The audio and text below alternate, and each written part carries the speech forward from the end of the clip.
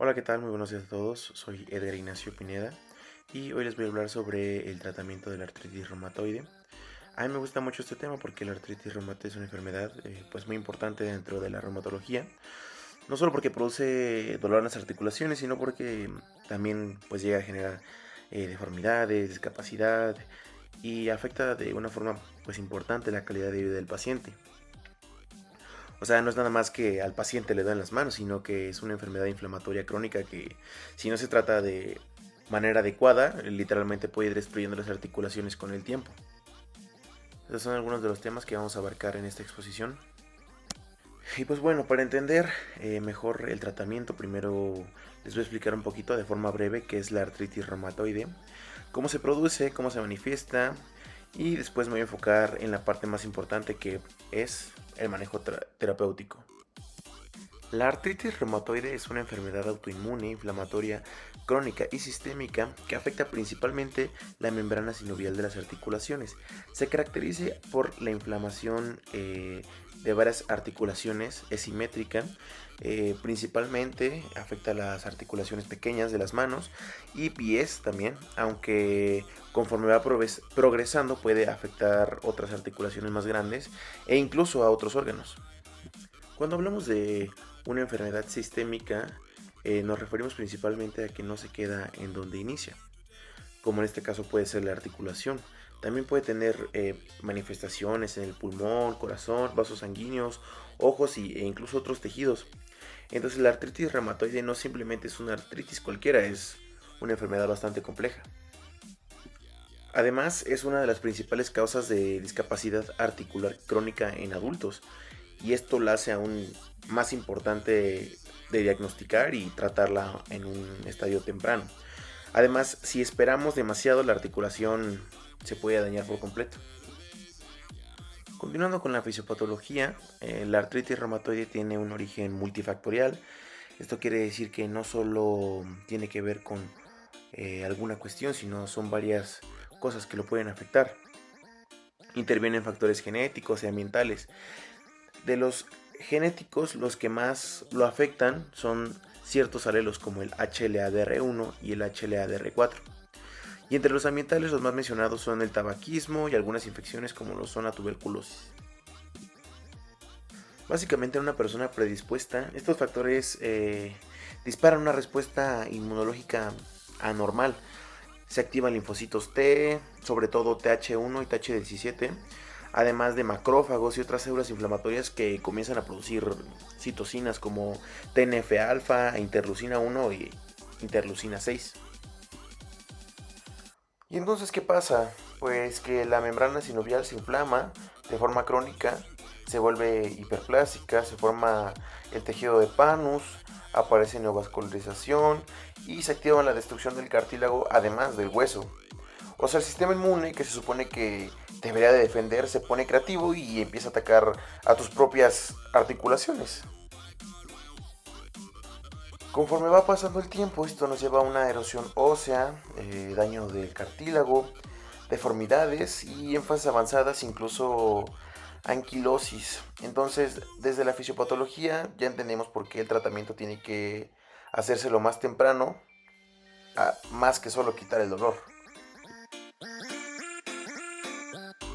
Hablando un poquito más de los cambios articulares, si comparamos una articulación normal con una afectada por artritis reumatoide, vemos que la articulación sana podemos observar membrana sinovial, cartílago y cavidad articular conservados.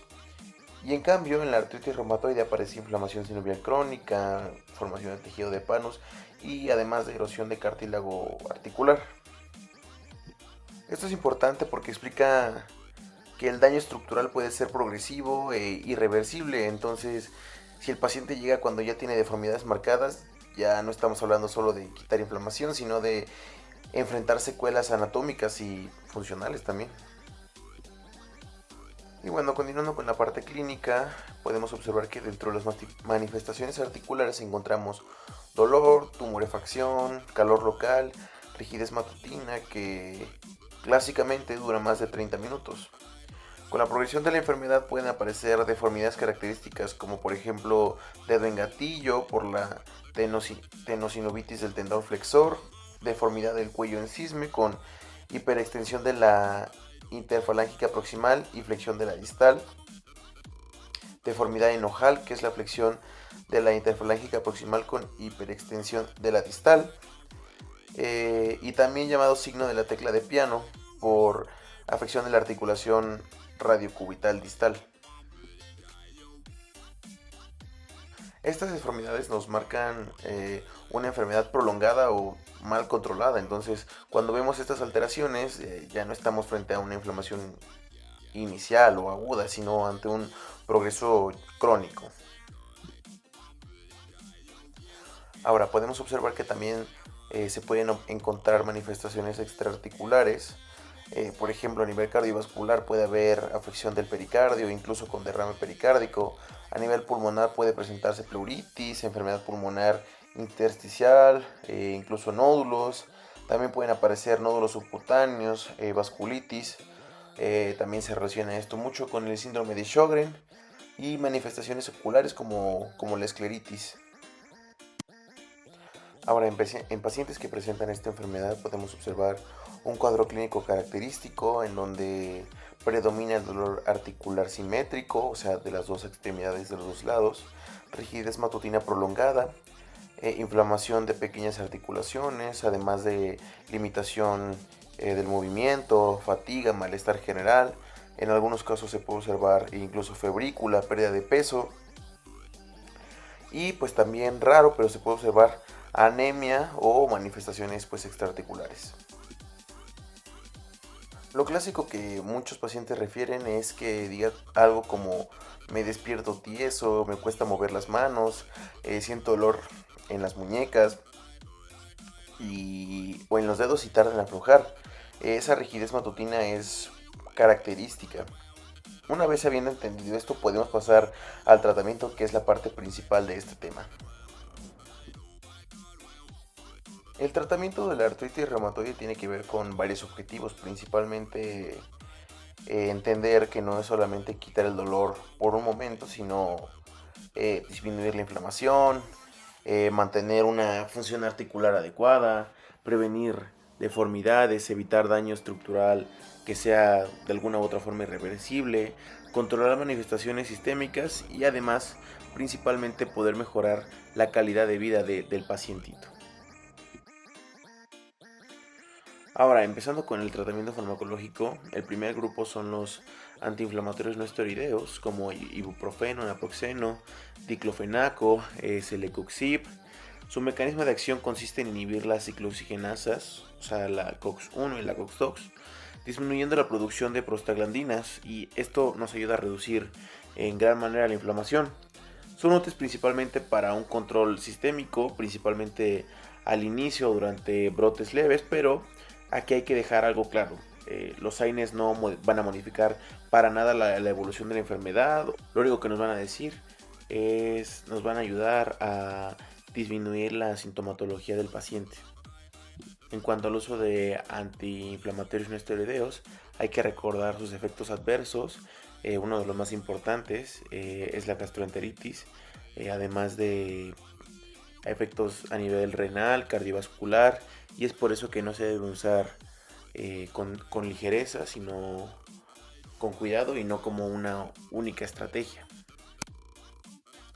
Ahora, hablando del grupo de los glucocorticoides, pues son el siguiente grupo, como lo son la prednisona, la metilprednisolona, la dexametasona. Estos medicamentos actúan a nivel nuclear, modulando la expresión genética, además de disminuir la producción de citocinas proinflamatorias como el factor de tumoración alfa, la interleucina 1, interleucina 6, por eso, pero también tienen muchos efectos adversos.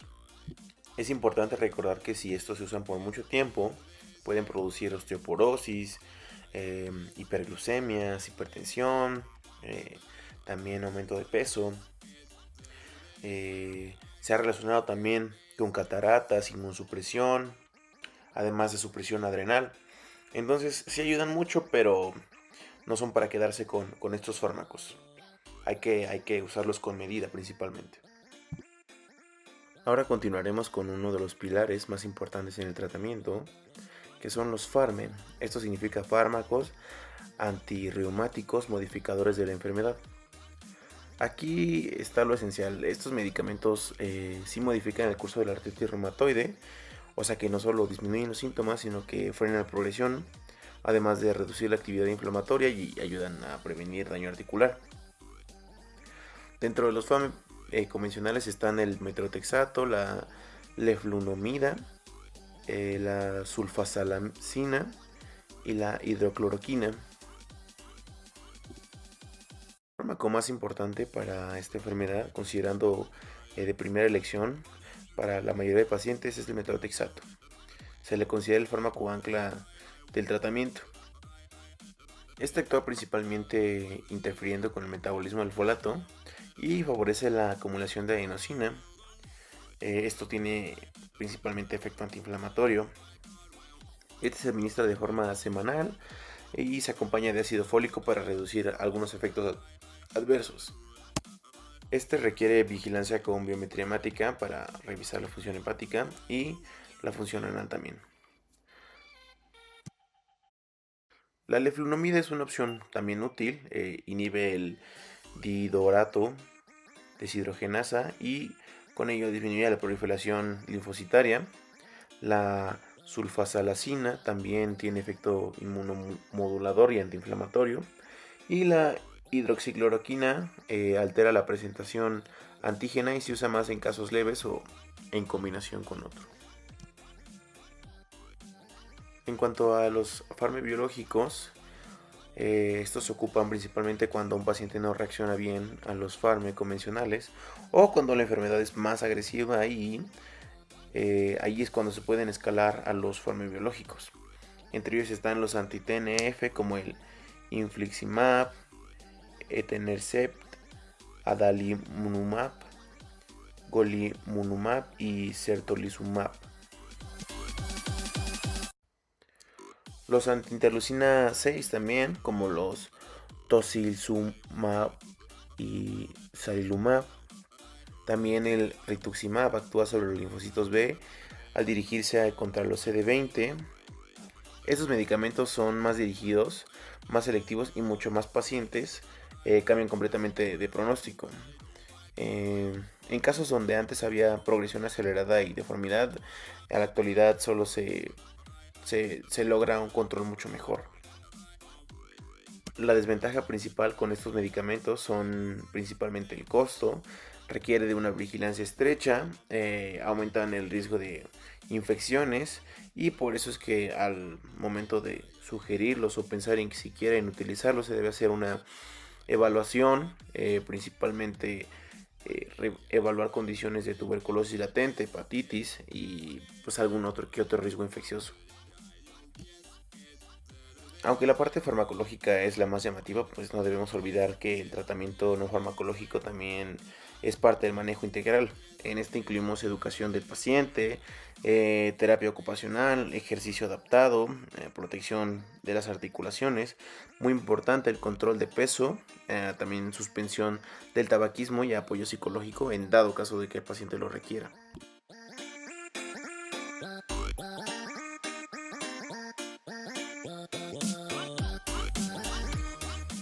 Y bueno, ya para concluir, la artritis reumatoide es una enfermedad autoinmune, inflamatoria crónica y sistémica que afecta la membrana sinovial y puede ocasionar mucho daño, incluso deformidades y compromiso extraarticular.